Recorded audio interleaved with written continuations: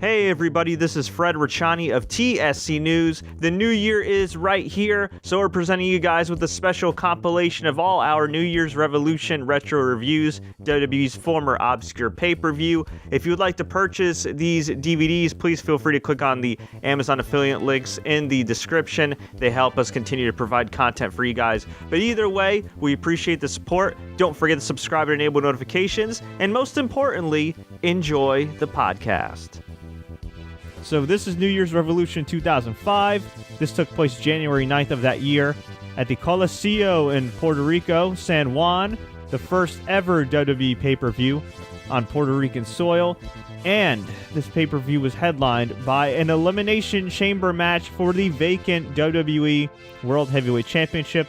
I should note at this time, this was a Raw-only pay-per-view. This was during the brand extension era, when they actually kept the brands and the wrestlers of the brand separate for the most part. So it was Triple H taking on Edge, taking on Chris Benoit, Chris Jericho, Batista, and Randy Orton for the vacant title. The Heartbreak Kid Shawn Michaels, who was a rival of Triple H's, was a special guest referee. And this was a one-match show, so let's go over the main match that sold the whole show. And keep in mind, back in the day, this was a full pay-per-view priced event. It was not $9.99. It was not free $99. And frankly speaking, I don't really think at the time I got my money's worth as a fan, but the main event was memorable.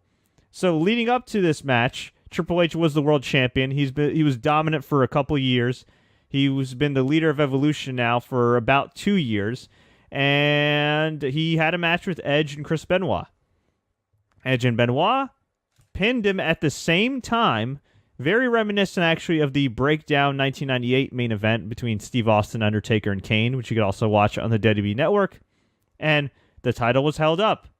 So Triple H, Edge, Benoit, Jericho, Batista, and Randy Orton all were vying for the championship. What made things interesting was that Batista was still a member of Evolution at the time, and this was just a couple weeks prior to him winning the Royal Rumble. Randy Orton, he had been excommunicated. He had been kicked out of Evolution back in September, actually back in August, late August, right after winning the world title from Chris Benoit. A month later, he defended the title against Triple H at Unforgiven 2004, lost the title, and at the time, my jaw just dropped. Like I just couldn't believe it. I was like, wait a minute. Here's a guy you're booking as your top face, and you take the title right off him just like that? But there was a method to Vince McMahon's madness, because his method was, you know what? We'll take the title off Randy Orton, and we'll lead up to Triple H versus Randy Orton at WrestleMania. That didn't quite happen, though. You see, Orton and Triple H actually faced each other at Royal Rumble 2005, which is one of their better pay-per-view matches. And surprisingly, these guys haven't had a lot of great matches. They've had some really good matches, but for whatever reason, you think they'd have some classics, and it just never came to be. But there were a few reasons as to why Randy Orton didn't end up getting that main event slot at WrestleMania 21. One, I think they saw Batista was getting over and had real potential. Two, Randy Orton's personal life was kind of a mess, because this was at his wildest time when he was doing drugs and allegedly trashing hotel rooms and getting suspended and just misbehaving. And three, the way they booked him as a top babyface wasn't very sympathetic. In a way, he was still that arrogant heel that got all the girls and, did the poses for way too long during his entrance, while just magically getting cheered by a few extra people. But he wasn't a real top babyface. He was a guy that, just kind of sort of turned face just because his friends beat him up. But, the crowd didn't really have a lot of sympathy for him, so he ended up turning heel down the road and feuded with The Undertaker all throughout 2005. And in this match, what was interesting was the storyline of Triple H and Batista, the main storyline, which would carry over to WrestleMania 21. And with Triple H and Batista, there was kind of a mutual understanding that, hey, you know what? Evolution's walking out with the championship. Well, it turned out Evolution did walk out with the championship, but it was Triple H. And Triple H actually had the opportunity to save Batista in the match when he was getting pinned, acted like he was hurt, and, well, Triple H became world champion again. Batista and Ric Flair celebrated with him. And Triple H begun kind of swaying Batista to not go for the world title. When Batista won the Royal Rumble in 2005, he said, hey, man, go after JBL. JBL's talking all this crap about you. Until Batista discovered that Triple H was talking some junk about him. And for the whole time, for 2-3 months, they were just teasing Batista and Triple H having to end up feuding. They were teasing it. It was subtle.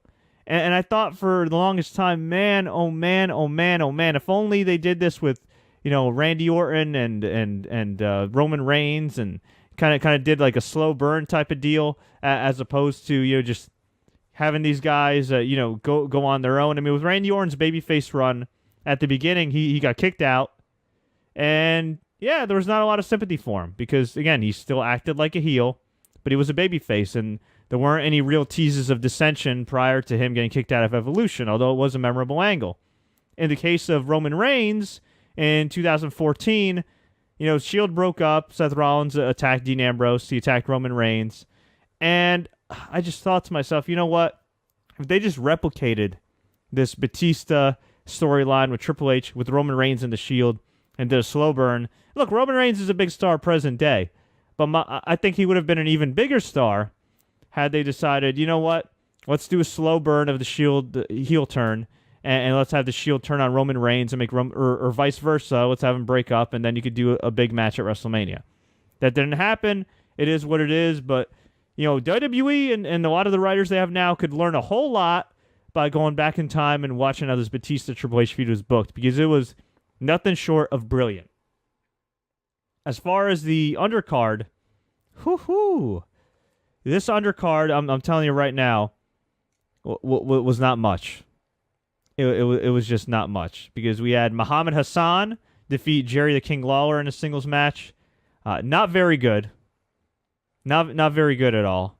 It went 10 minutes too long. Muhammad Hassan was this controversial Arab American / anti-American character. He was later taken off TV because WWE did an angle where he choked out The Undertaker on SmackDown the day of the 2005 London bombings, which was just preposterous. I can't believe they did that. To this day, I can't believe how insensitive they were with that. But, if you know the history of the company, it's nothing new. Shelton Benjamin defeated Maven to retain the WWE Intercontinental Championship. Shelton Benjamin, I think, one of the more criminally underrated mid-carders in WWE history. A guy who probably could have risen to a higher level. I'm not saying the guy could have been a true main eventer because he lacked mic skills and some charisma, but he was so talented in the ring that I thought, man, oh man, at the very least, the guy could have gotten some one-on-one title shots on occasion, been a strong upper mid-carder, and for a short time he was, but yeah, at the end of the day, though, at least he had some memorable performances in Money in the Bank. At least he was a really good, well-booked Intercontinental Champion for a time. And, what else can I say? As for Maven, well, his WWE run didn't last very long after that. He lasted till, really, I'd say close to the end of 2005. And he kind of just disappeared from wrestling. He did some stuff on the Home Shopping Network, and later just kind of faded into obscurity.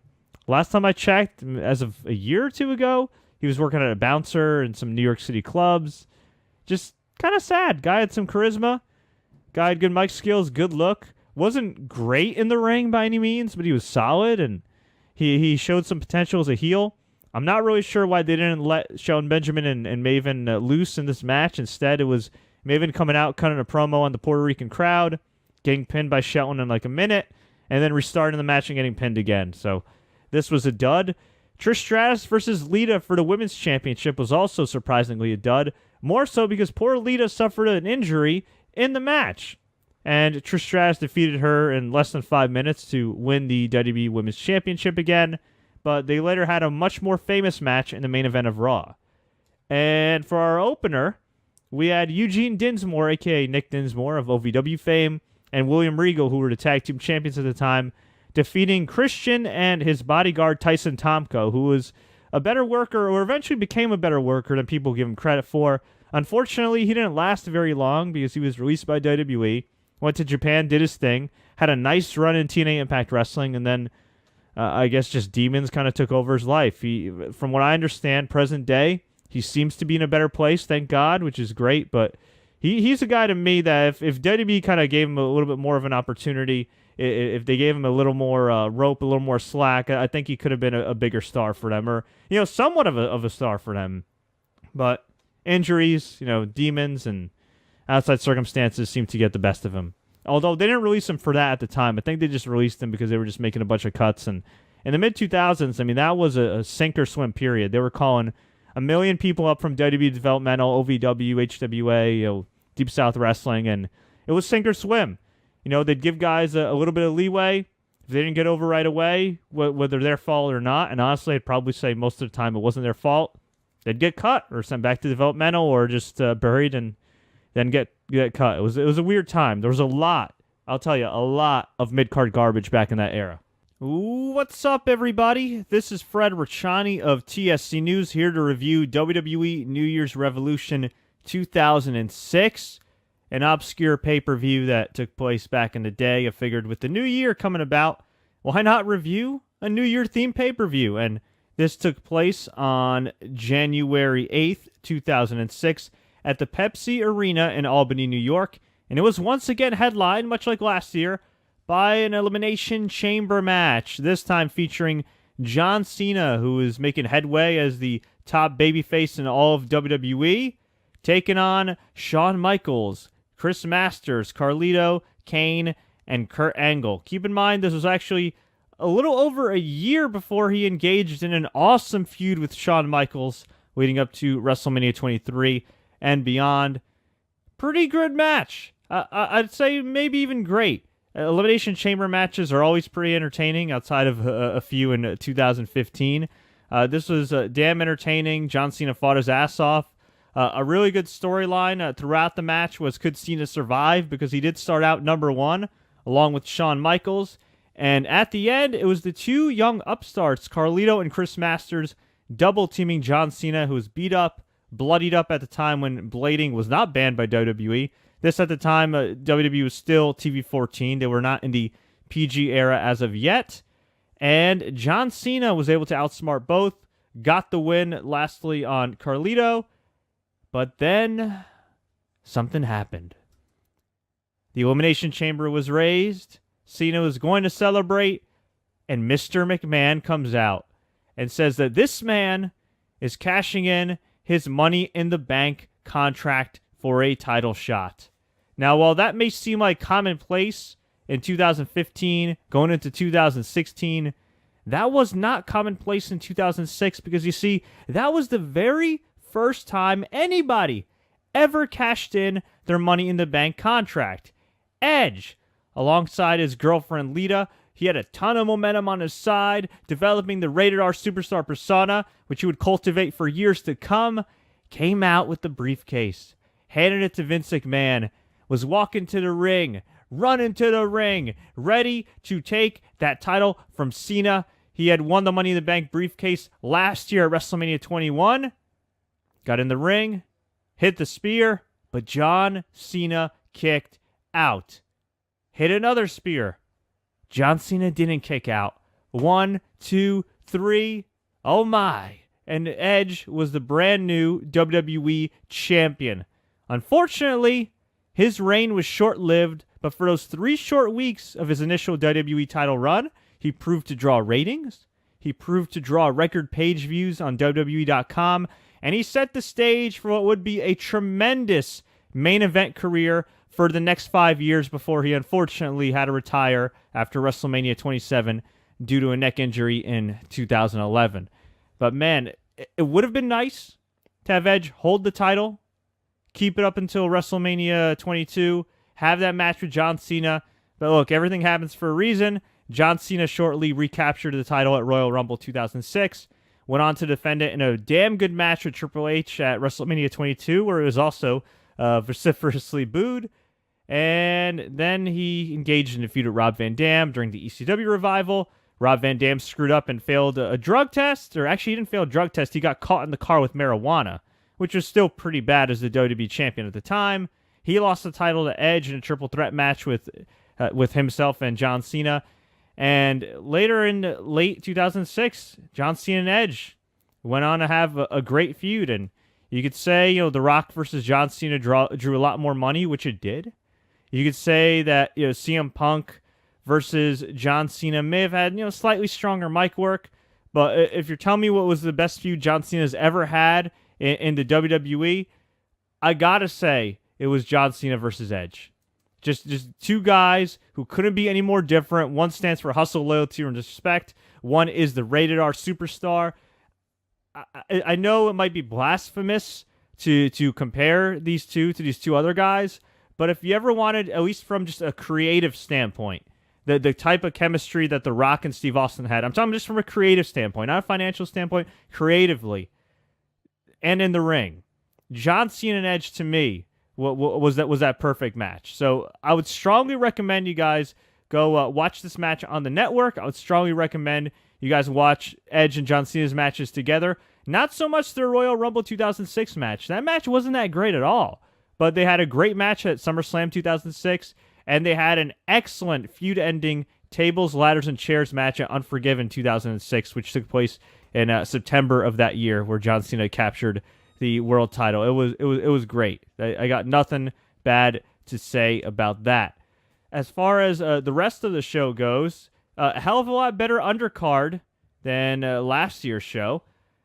We had Ric Flair defeat Edge via disqualification. Ric Flair retained his IC title via DQ, and people wondered, why would Edge get himself DQ? Doesn't he want to win the IC title and hold it with the Money in the Bank briefcase? Well, we later found out it was all part of Edge's master plan. We had Trish Stratus defeat Mickie James to retain the women's title.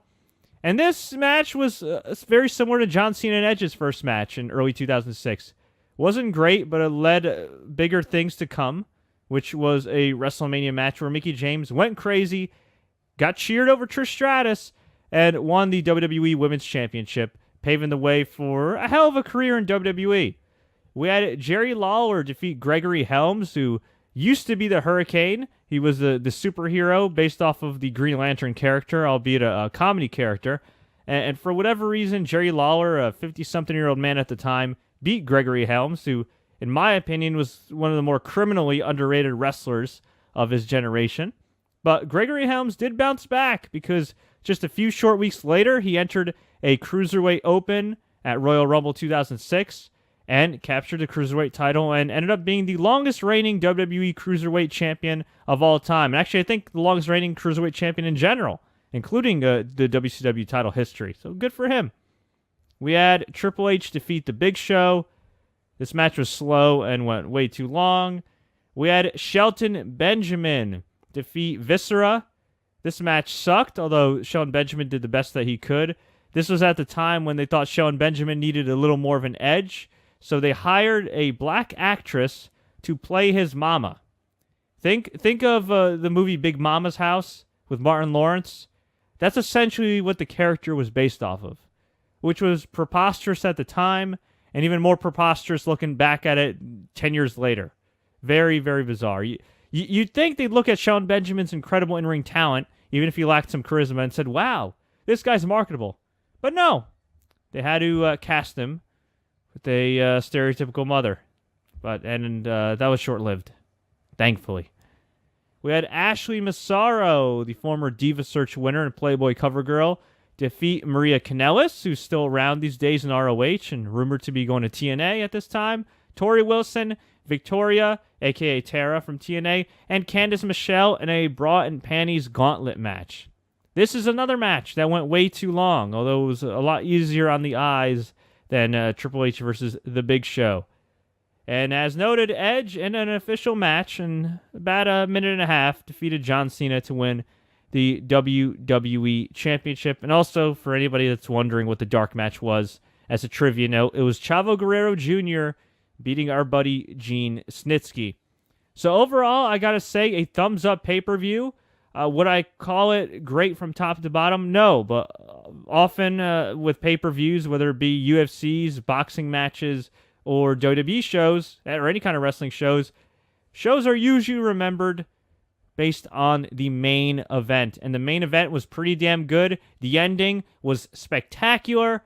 So I give this show a thumbs up. New Year's Revolution 2007, the final WWE New Year's Revolution pay-per-view, which took place January 7th, 2007 at the Kemper Arena in Kansas City, Missouri. This show was headlined by John Cena taking on Umaga, who was undefeated at the time, nicknamed the Samoan Bulldozer, and led by the badass Armando Estrada. Umaga had taken out everybody in his path, including the Nature Boy Ric Flair. Previously, Eddie Fatu, the man who played Umaga, was a part of the group known as 3 Minute Warning, which really didn't do much in WWE. His teammate actually was his cousin Rosie, who was the real-life brother of Roman Reigns. So yes, Umaga, also part of the Anoa'i Samoan dynasty in pro wrestling. And he took on John Cena here.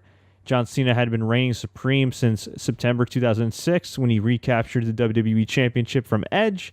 And this was a good match. Really good match. Not as good as their match a few weeks later, which would take place at Royal Rumble 2007, which was a last man standing match. That was tremendous. Go back and watch it on the network. But this match was pretty good. John Cena won with the pinning combination. They did it to protect Umaga and set up the rematch at Royal Rumble, and John Cena ended up winning that. And while Umaga did lose a couple times after being undefeated, he did go on to represent Vince McMahon in the Battle of the Billionaires match, which drew tremendously well on pay-per-view. I believe the record still stands as the highest bought pay-per-view in WWE history. It was Vince McMahon's representative, Umaga, who was also the Intercontinental Champion at the time, taking on the ECW Champion at the time, Bobby Lashley, who was representing Donald Trump, and whoever lost had to get their head shaved. Unfortunately, Umaga lost, and Vince McMahon had to get his head shaved, much to the dismay of Mr. McMahon, and much to the delight and enjoyment of everybody watching worldwide.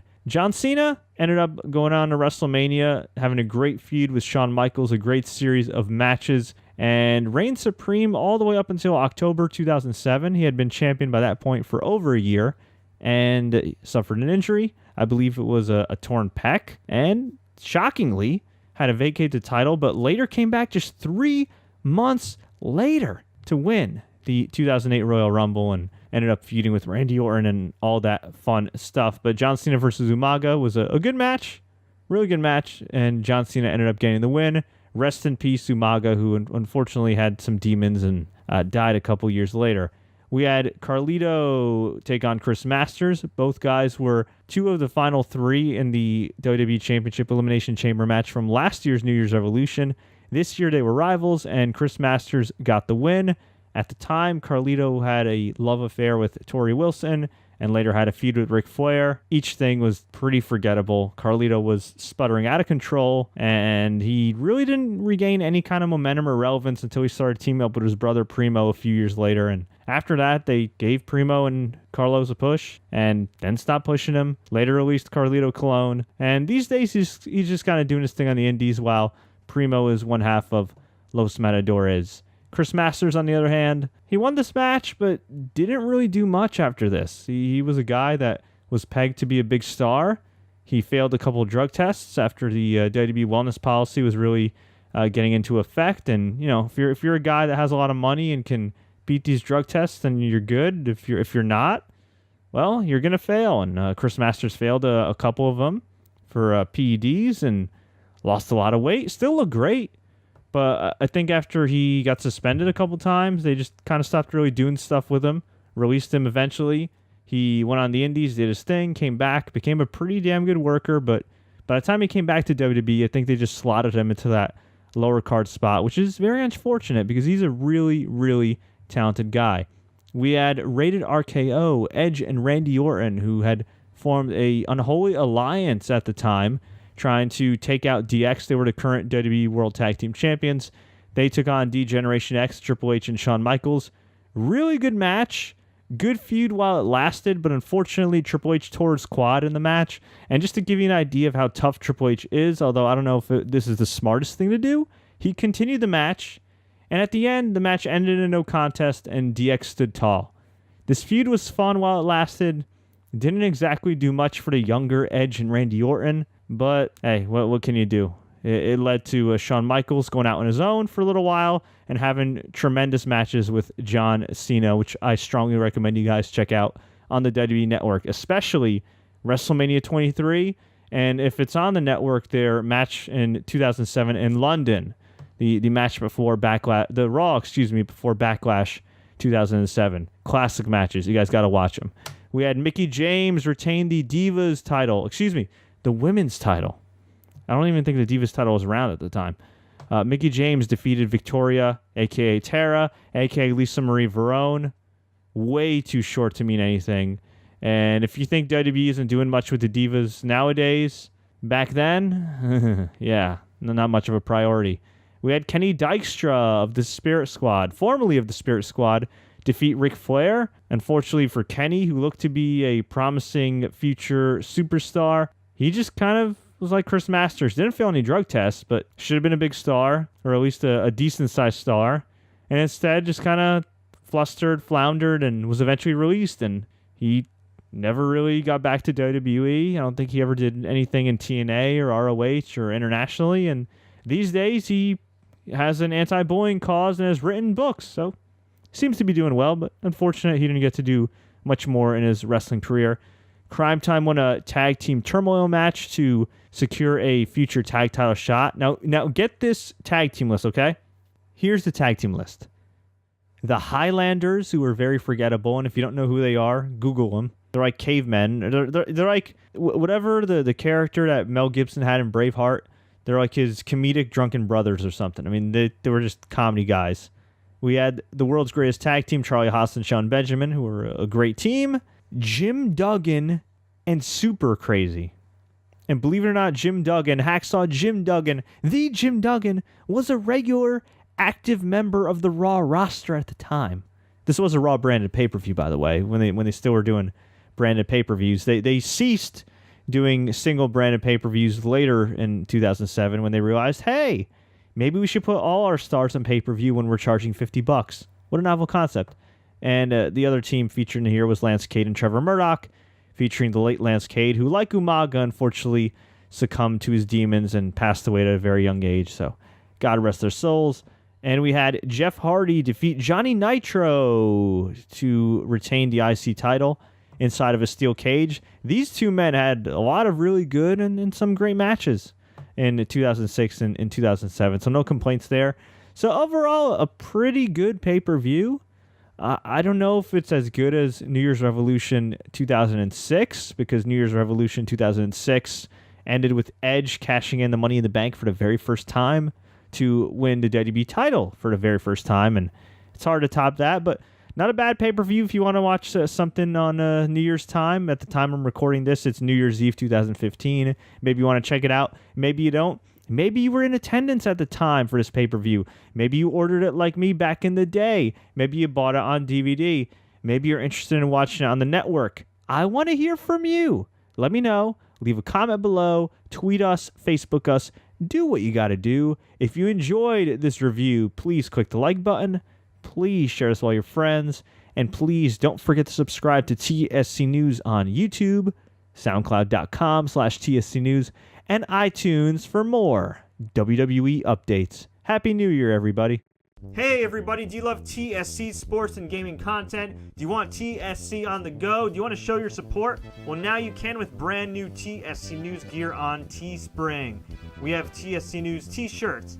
We have TSC News hoodies. All you got to do is log on to teespring.com/TSC-news-gear, and you can get all the latest merch in a variety of sizes. Thank you so much for the support. Until next time, as always, enjoy the matches and the games.